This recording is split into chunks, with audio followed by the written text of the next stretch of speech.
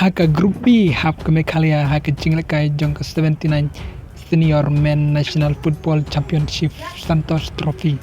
arjar penro ngai kebelai pipa rogi besu tanat pan page ngene ke channel sebaban share like subscribe baca hajar kumjo ke Meghalaya ka hap ban lekai ban mar ha Group B jong ke jinglekai jong ke 79 Senior Men National Football Championship Santos Trophy arjar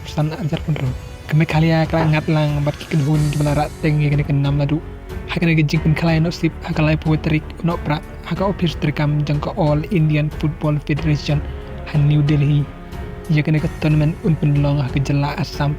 ladu ke ar poetrik kelalang kot haka bala pihak ik arteliki ken hun haki arteliki group ke bakentuk mar teliki ken hun ha group E kidon ya ke Assam West Bengal ke badang 4 ke 6 ladu Tamil Nadu, Uttarakhand, Nagaland, Rajasthan. Ha Group B pat kidon ke Meghalaya, Kerala, Service, Punjab, Odisha, pat ke Railway. Jaga ke tournament Santos Trophy lara bun sin anda ke West Bengal. Adu live sin. Pat ke Deiru ke 6 Nadu jong usnam arjar pesan. Ke bawan nabaar pat ke ke Punjab ke Belayok kur Prasin. Pat ke Kerala, pat ke Service ke Layok kur Mar Newsin. Jaga ke trophy pat ke Goa Sansin. Mereka Meghalaya bat ke Odisha kimpan juara ke 6 ladu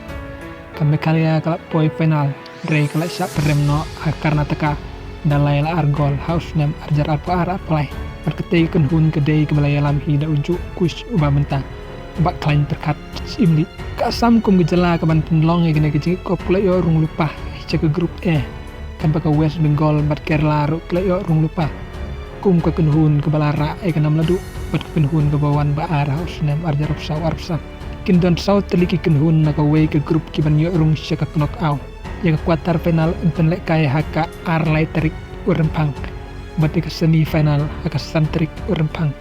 bat ke final enten long haka pratrik urempang parlok sa komen lada episode tenat pat episode tenat kumju ngi do away pat ke video kulai sibun